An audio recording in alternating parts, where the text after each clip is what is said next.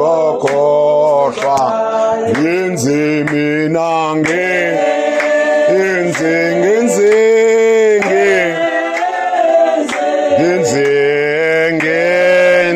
ngingabi ngokhohlwayo.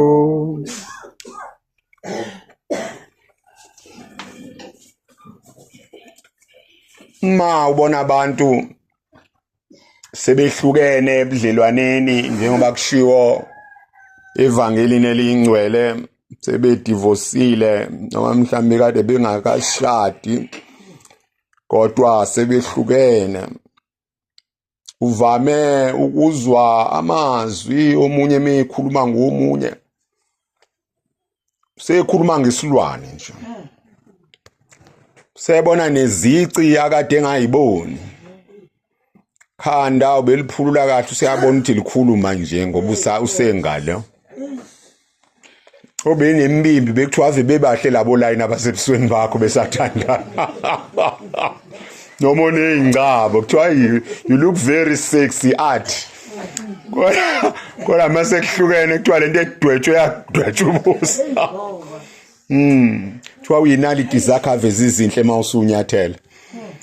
Mase nihlukene lemconjwana le engathi isalukazi esiphuza isiqatha. Ngoba yini sekuhlukene? Kodwa ngenkathi besathandana kusekuhle. Qala kangazi noma kusenziwa yini, qala ke kwakuze kuyolandwa nezinto, izithombe zakho. Wawumuphe kona wesifazane uyolanda ucu, omunye uyolanda iduku kanjalo kanjalo. Ngoba sekuxatshene. Bakhohlwa ukuthi kwake kwaba kuhle nanti ephuzi lami lakho. Bakhohlwe ukuthi baba mnandi. Lokudinwa uma kade sekunabantwana. Umuntu athi lokudinwa nakho azakukhiphela enganeni. Athi ufuza uyihlo, ihuzu njengoyihlo. Lezi zamanje ziyaphendula kungasheshe ukhulume nazo kanjalo. Yathi enye ethi uyihuzu njengoyihlo. Athi yena ngcono mina ngazalwa yihuzu ungacelanga wena waliqoma ulibhekile. Azidlale zamanje. Ngoba siyakhohlwa iphuzu lamnandi. Siyakhohlwa uma sesemzimeni kungasemnandi ukuthi kwake kwaba mnandi. Bathi ke abashumayelayo uma seyinzima impilo yokukholwa isiphambano sesisinda, kodwa singakhale ngathi asikaze sibuze ubumnandi bokukhonza uNkulunkulu. Singakhale ngathi akaza sibusisa uNkulunkulu. Thamunye asifunde ihlahleni. Isihlahla kufika ubusika. Zilahlekelwe zimbali, zilahlekelwe zithelo, zilahlekelwe amahlamvu, ezinye isale zomekweqe. Kodwa zime zingagunqi. Sithi njengoba bake babakhona ubuhlobo, lake labakhona ihlobo. Ngana amahlamvu nganezimbali nganezithelo. Lisazofika elinye futhi ihlobo. Limele ngaguqi. Jobe uke wayisho lento kumkakhe, siyabukhumbula indaba esiyaziyo.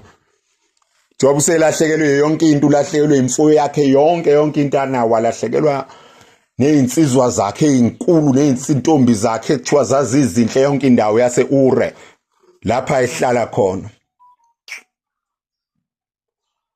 Kwasuka lapho kwagula yena, wazi waba namathumbu umzima wonke, wahlala phansi othulini nasemlotheni wayinwa ngodengezi. Uyasondela unkosikazi wakhe naye seyiciyekela ukunakekela umuntu ogula, ngoba kuyacikana phela ukunakekela umuntu ogula. Ufika acele lokhu ukuthi usayokwenza ukuthi ubuya nakasafuna usefuna okunye. Uthi unkosikazi wakhe ngigathele manje angimane ngizile once. Angizile kube kanye ethi uNkulunkulu wakho ufe. Uthi uJobe ukhulumisa owesifazane oyisiwula. Ngoba uma samukela okuhle uNkulunkulu siyakunqabelani ongekuhle avumela ukuba kusehlele. Uyizithunywa uyizithunywa njego ngisondeza zenkosi kuwe manje. Mayisimo sesinzima singakhohlwa. Isifundo umama sifundele sona Joshua 24.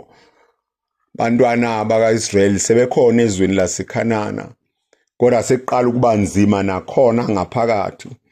Sebehlama kuNkulunkulu, yikho bakhumbuza nje uJoshua uthi niyakhumbula indaba yini iqala kaAbrahama uyihlo omkhulu ekhishwe ezweni lakubo. Yaxoxwa yonke indaba naze kwazalo Isaka, kwazalo Jakobe no-Esawu, kwazalwa amadodana ayishumi kaJakobe, kwafika indlala naye eGibhithe. Uyibala yonke le ndaba uthi nakhona eGibhithe nisemasenihlupeka nakhala. Ngezwa phezulu ngabiza uMose ngathi ngizwile ukukhala kwabantu bami, ngibonile usizi lwabo, ngiyakwazi ukuhlupheka kwabo, ngakho mina simakade ngehlile ezulwini. Uthi nganikhipha ngesandla esikhulu eGibhithe, nganidlulisa olwandle olubovu inyawo zenu zingamantanga, nganipha amanzi eqhumetsheni nomile, nganipha umana nilambile, nganipha izigwaca ukuba nizidleni. Kuningi enganenzela kona, ngaze nganiwelisa ngisho emfuleni iJordani. Engasekho uMose wayeseyikhehla nimthembile, ngomfanyana nje omncane uJoshua engangimkhethile, nawela ngisho iJordani idlindwani, nangamuka nangena ezweni laseKhanana, nafike navuna amasimi eningawatshalanga, nadla iy'thelo zemithi eningayitshalanga,